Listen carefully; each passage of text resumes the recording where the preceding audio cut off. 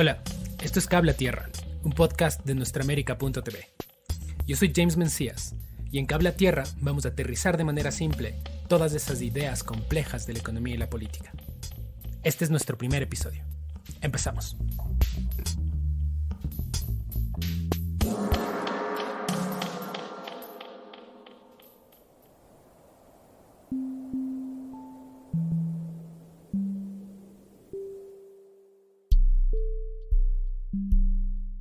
Endeudarse no está mal. Si es que pides un préstamo para cumplir tus objetivos y quien te presta no te va a atormentar con altos intereses, penalidades ni mucho menos condiciones.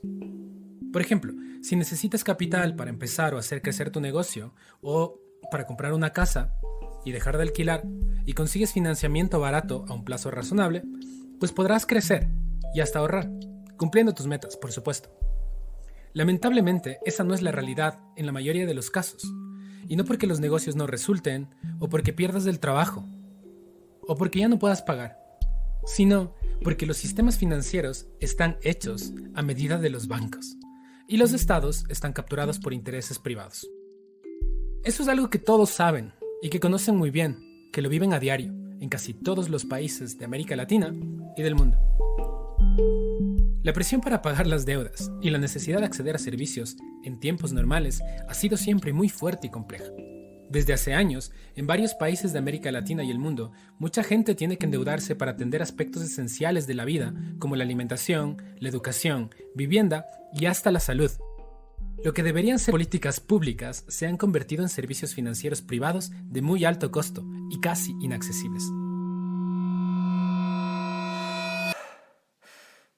En el Perú, quienes pueden, pagan un seguro privado por la saturación y la mala calidad de la salud pública, abandonada su suerte hace años, en pro de la privatización de los servicios.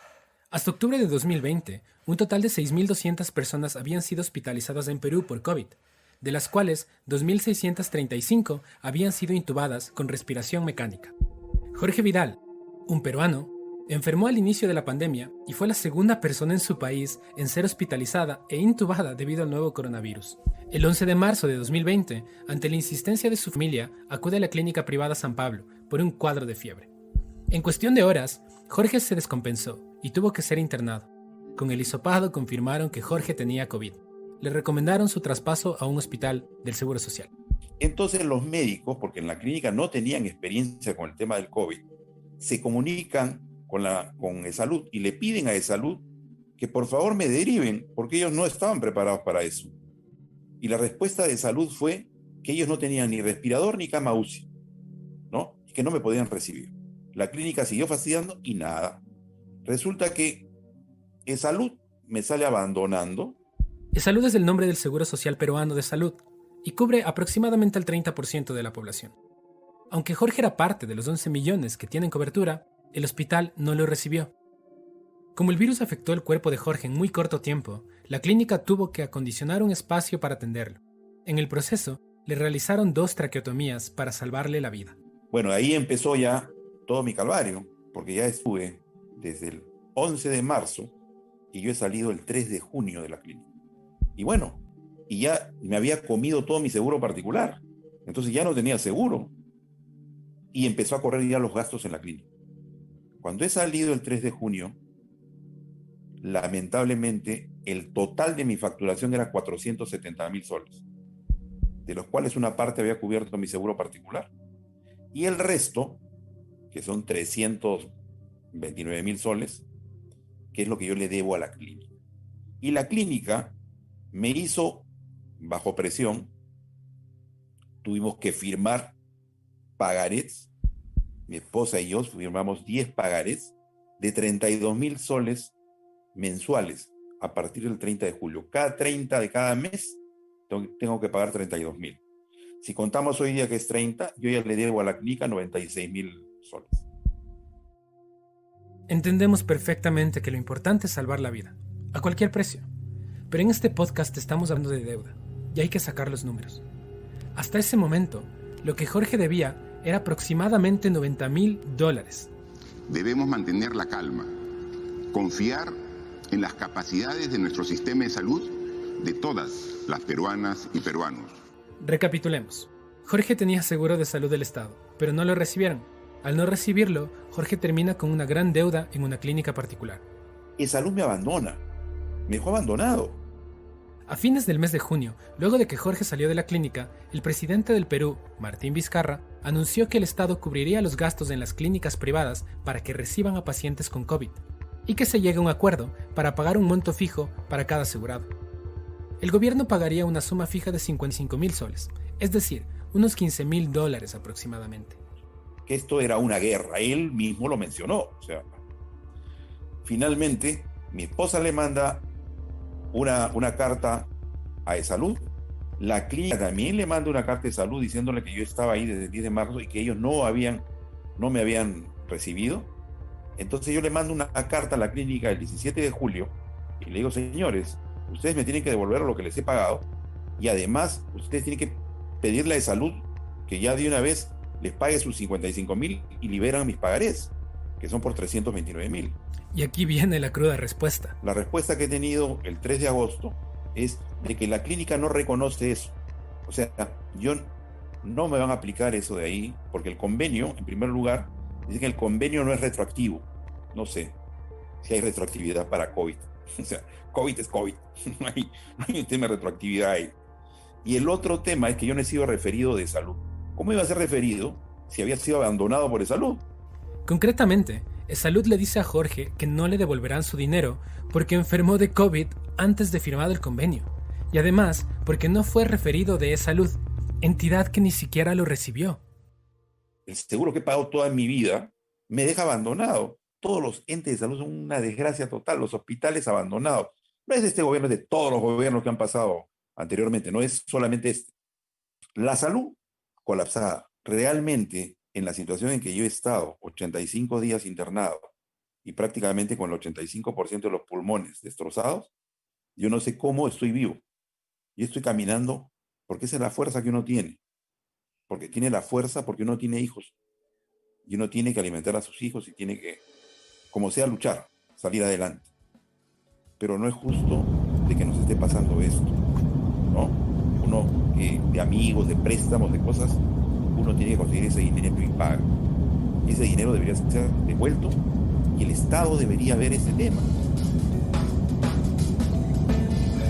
Jorge debe dinero por su salud, estando asegurado por el Estado, y el Estado no pudo cubrirlo. ¿Por qué?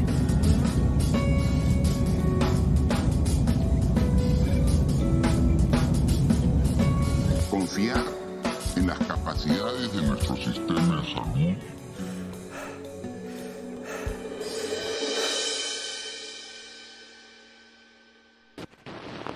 Estás escuchando Cable a Tierra, un podcast de nuestraamérica.tv.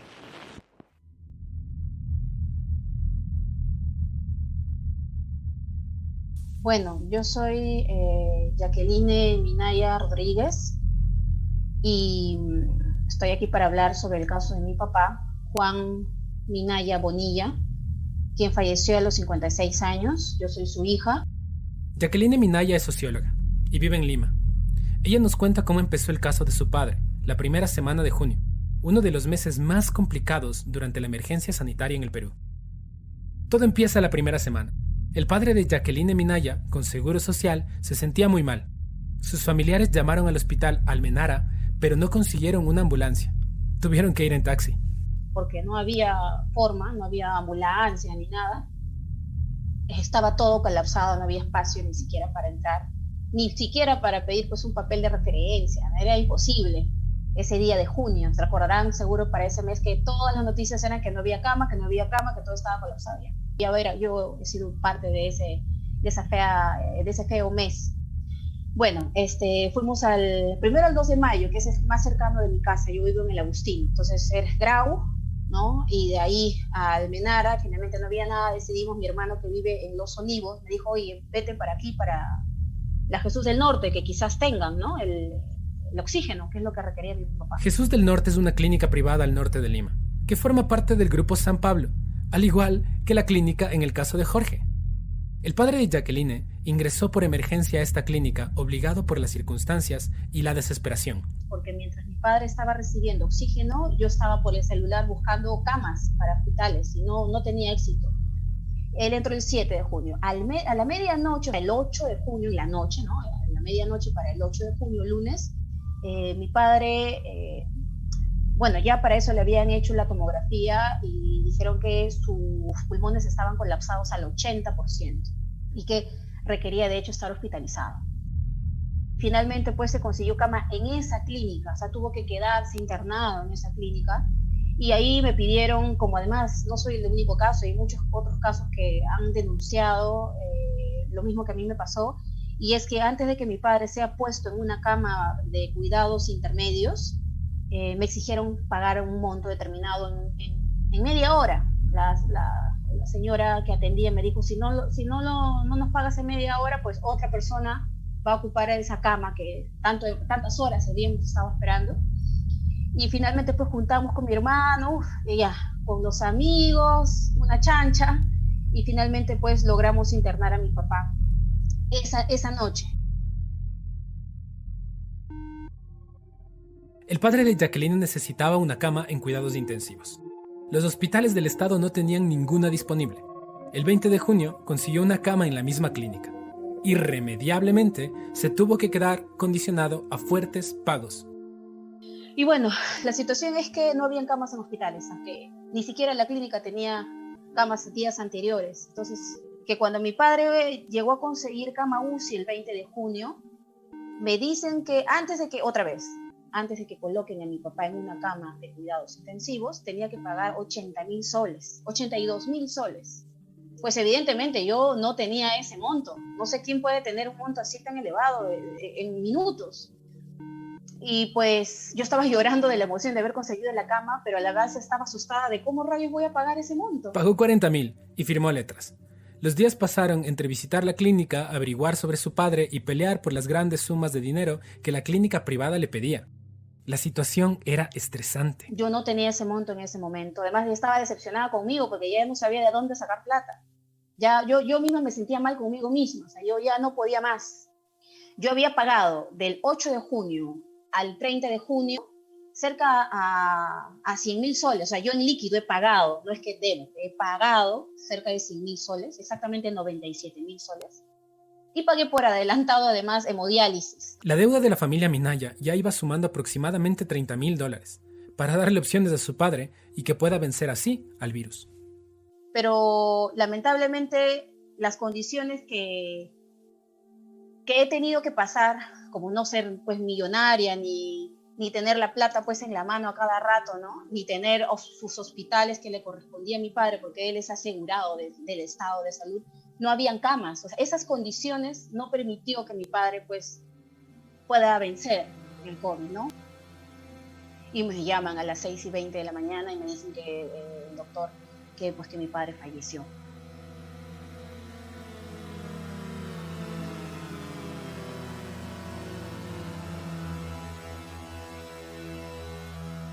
Apelando al convenio entre el gobierno y las clínicas privadas, Jacqueline Minaya pidió varias veces a la Clínica Jesús del Norte que gestionara la carta para salud y recuperar parte del dinero pagado, pero se negaron a hacerla bajo pretextos administrativos.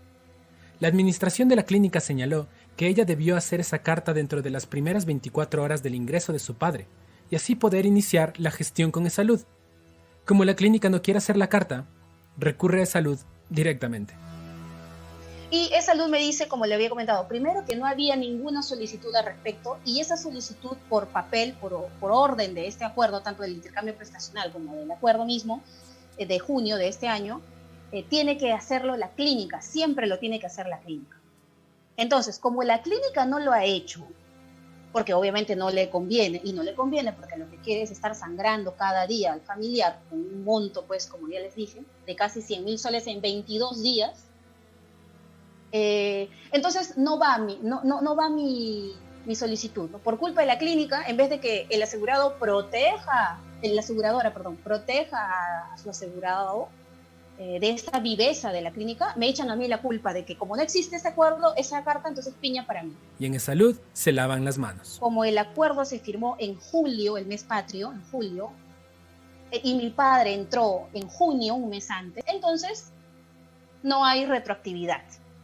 Otra vez me están negando ese derecho. Además de la revictimización a la que es sometida, Jacqueline hoy tiene una deuda con parientes, amigos cercanos y por supuesto con la clínica privada a la que estuvo obligada a ir y donde fue sometida a condicionamientos económicos para atender a su padre.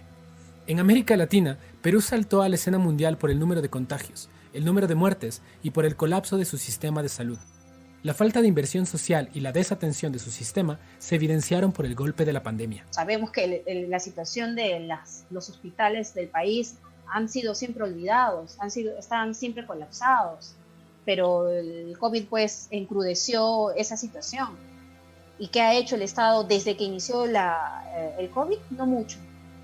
Y yo soy parte de esa cruda realidad, porque mi padre no encontró cama, porque la gente ha estado yendo a las clínicas no por una atención privilegiada, la gente ha ido porque no habían camas en hospitales, y ese ha sido el caso de mi papá.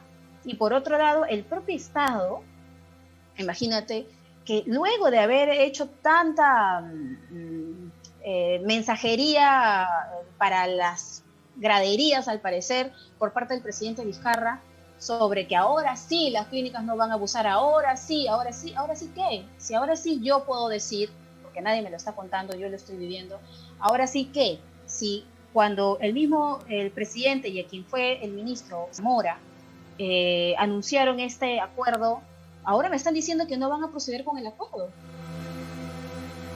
Un sistema de salud débil es una bomba mortal que le explota en la cara a la población, que para acceder a su derecho y salvar la vida tiene que endeudarse. En el caso de Jorge y en el de Jacqueline con su padre, en cantidades estratosféricas. Estás escuchando Cable a Tierra, un podcast de nuestraamerica.tv.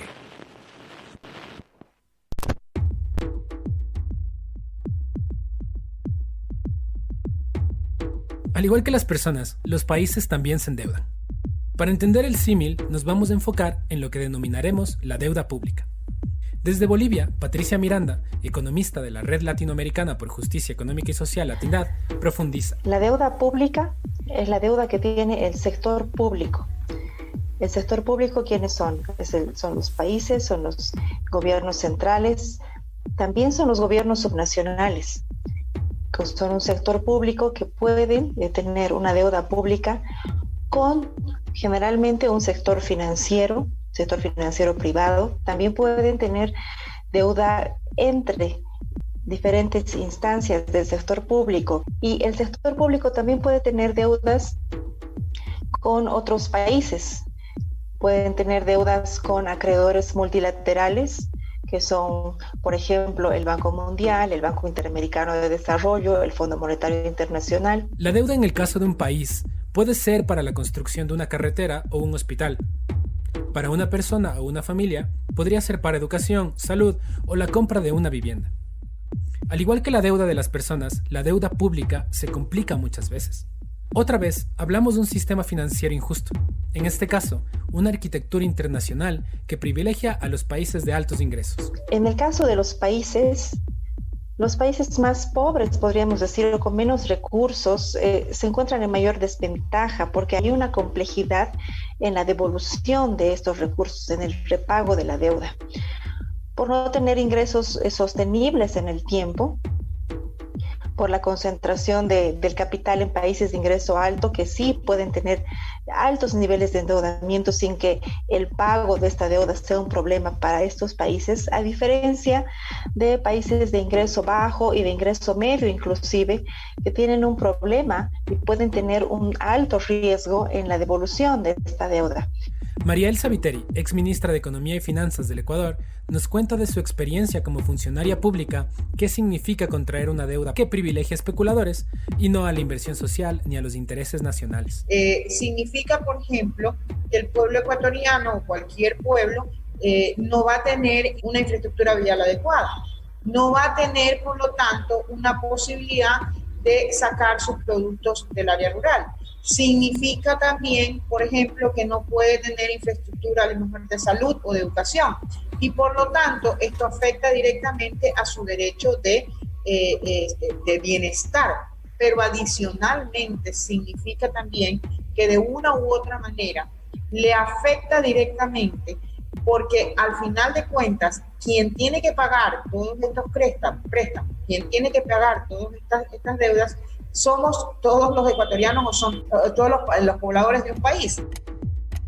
Cuando un país prioriza el pago de la deuda externa por encima de todo, termina incumpliendo los derechos y necesidades de la gente. A lo largo de los años, varios países en base a un esquema económico perverso han priorizado el pago de la deuda, dejando sin derechos básicos como la salud a millones de sus ciudadanos. Tú, que estás escuchando el podcast, ¿alguna vez te has hecho cargo de una deuda que te dejara sin comida o medicinas?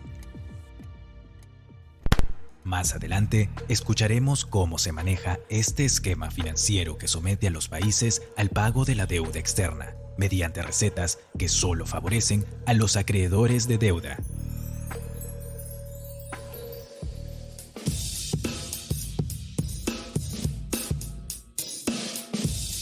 Cable a Tierra, un podcast para aterrizar de manera simple todas esas ideas difíciles y complejas de la economía y la política. Búscanos en plataformas digitales como Cable a Tierra.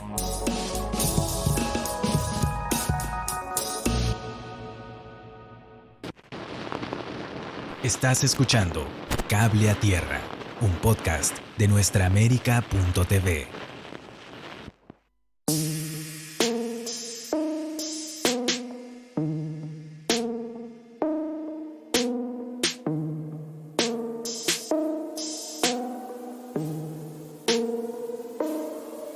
En la primera parte del podcast conocimos a Jorge Vidal y a Jacqueline Minaya. Viven en Perú y están cargando una deuda enorme en sus espaldas, debido a que diferentes gobiernos a lo largo de los años siguieron una receta de desatención a los derechos de su gente como la salud. Esto, sin embargo, no solo pasa en Perú, sucede en muchos países de la región. Bueno, los países lidian con un sistema global de deuda, donde por lo general es un pequeño grupo de acreedores o denominadas cortes de justicia que están ubicadas en otros territorios, generalmente en Nueva York y Londres, son quienes deciden los términos de una renegociación que en general, en la mayoría de los ejemplos que conocemos, son en favor de los prestamistas, es decir, de los acreedores. En el caso de las personas y las empresas, deben lidiar con un sistema financiero que, dependiendo del tipo de crédito, por lo general son tasas altas de interés. Lo común en ambos casos es que los prestamistas o acreedores aplican esquemas de renegociación donde priorizan el pago del servicio de la deuda, minimizando al máximo o casi con ninguna pérdida en el proceso. Como dirían en nuestros países, el banco nunca pierde. Por muchos años se ha venido siguiendo esta receta. Más pago de deuda, menos inversión social. Mariel Saviteri nos cuenta su experiencia en 2008, cuando le tocó renegociar la deuda ecuatoriana. Sentamos a los tenedores, no permitimos que el Fondo Monetario Internacional fuera el intermediario, lo hicimos acorde a lo que correspondía para el Ecuador. El Ecuador nunca ha sido tramposo, el Ecuador no es tramposo. Lo que decidimos ser es no más tontos, no más esclavos, ¿sí? Esa fue nuestra decisión. Vamos a rescatar nuestra soberanía, porque aunque no logramos que los tenedores de la deuda se presenten con su cara, sí logramos sentarlos para que nos contesten. Y ellos no pudieron dejar de contestarnos. Esperen, ¿cómo es eso de que no se conversa cara a cara con los acreedores? Bueno, fíjate tú que en esa época no había pandemia, pero como siempre les gusta ocultar los rostros, ¿no verdad? La comunicación lamentablemente no fue cara a cara. Fue a través de micrófonos, fue a través de llamadas telefónicas, porque una de las estrategias, uno de los pilares fundamentales es la cobardía. Hay una cobardía inmensa. Jamás te dicen con tu cara, con su nombre, con tu rostro, que te están o que te quieren subyugar.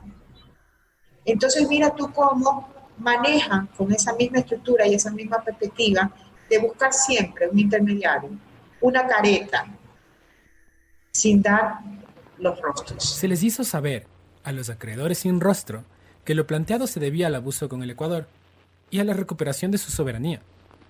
Se les diseñó un mecanismo de pago y un plazo para contestar. Tiempo después de la renegociación con Ecuador, invitaron a María Elsa Viteri a una reunión del Banco Interamericano de Desarrollo en México. Y dentro de su agenda había un desayuno con banqueros. Fui al desayuno. ¿Cuál mi sorpresa? Que el representante me dijo, con estas palabras, me dijo, la verdad es que queríamos conocer a la mujer que nos convenció por su compromiso, y escúcheme, yo que era la mujer de hierro supuestamente, y la ternura con que defendió a su país.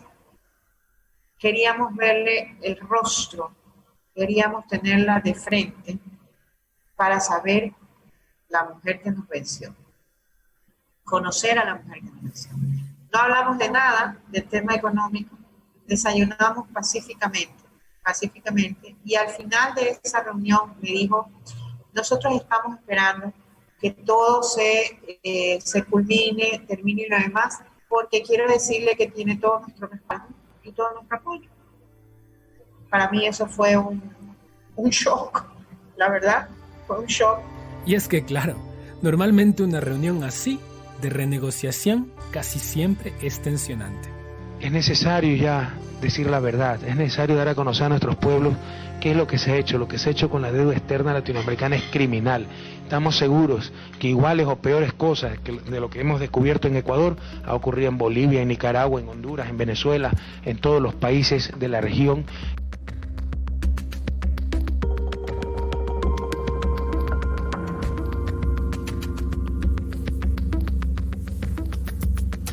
El virus ha desnudado las desigualdades socioeconómicas de las naciones.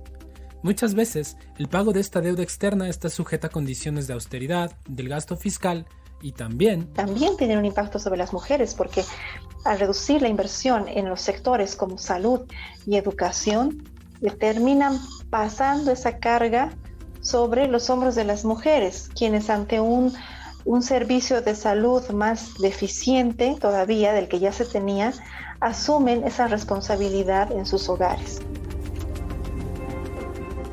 En pandemia, mucha de la deuda pública históricamente condicionada a la austeridad se ha vuelto deuda de la gente.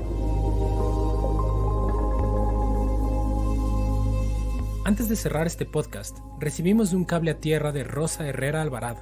Originaria del municipio de San Antonio Huista, departamento de Huehuetenango, Guatemala. Desde el área rural, Rosa nos explica con claridad lo que enfrentan las mujeres ante esta desigualdad. A un área rural donde no tenemos acceso a salud, educación, ni tener oportunidades de poder participar en diferentes ámbitos, porque si vamos a un centro de salud, nos dicen que no tienen la medicina necesaria para poder atendernos. Sabemos que Guatemala es uno de los países más pobres de América Latina y el Caribe.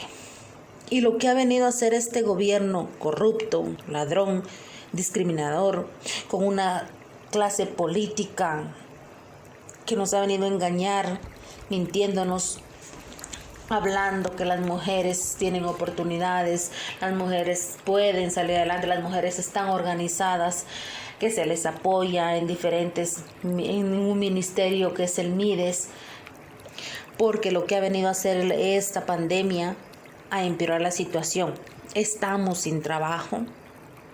Si antes no teníamos, ahora lo miramos muy difícil, tan lejos, encontrar un trabajo digno, donde podamos desenvolvernos como muchas que somos maestros, tenemos alguna profesión, ahora se nos es imposible. Ahora sabemos que tenemos que buscar un trabajo en el campo para poder sobrevivir, para poder salir adelante. Si no, no lo vamos a lograr. Lo que ha venido a hacer la pandemia es empeorar nuestra situación a nosotros los pobres. Porque el gobierno no. El gobierno se ha endeudado tanto, ha pedido tanto préstamo, supuestamente para poder ayudarnos a nosotros los pobres.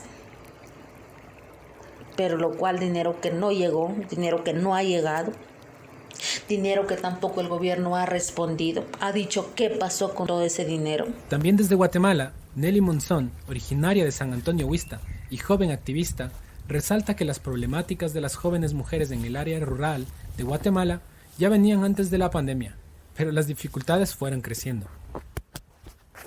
Hay muchas problemáticas que ya existían, pero por el COVID, la inasistencia y desigualdad, esta brecha se hizo más grande.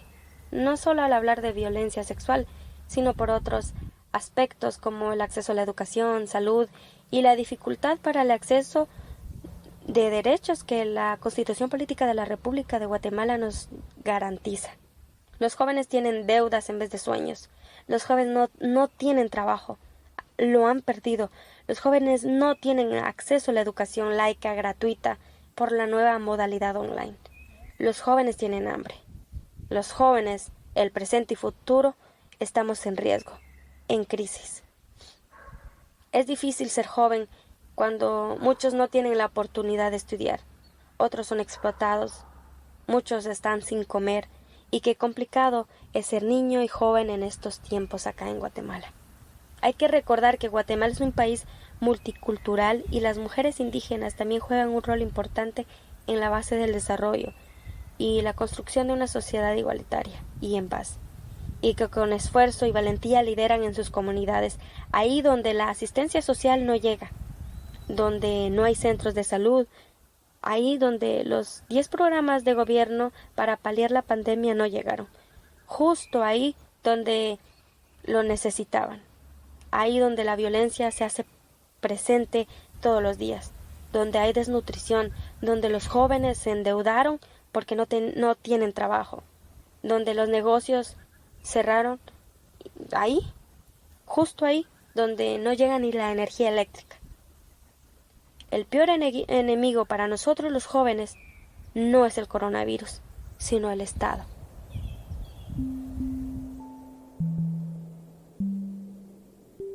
La mala administración histórica de la deuda y los condicionamientos de austeridad en nuestros países nos han provisto de una amplia carencia en la garantía de nuestros derechos.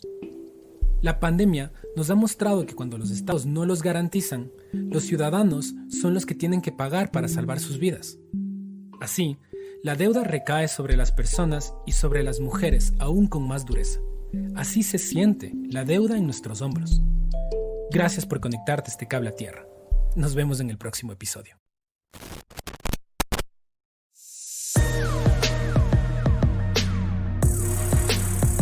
Agradecemos a todas las personas que brindaron su testimonio y participaron en este primer episodio, y a todo el equipo de nuestraamerica.tv por hacer posible este podcast.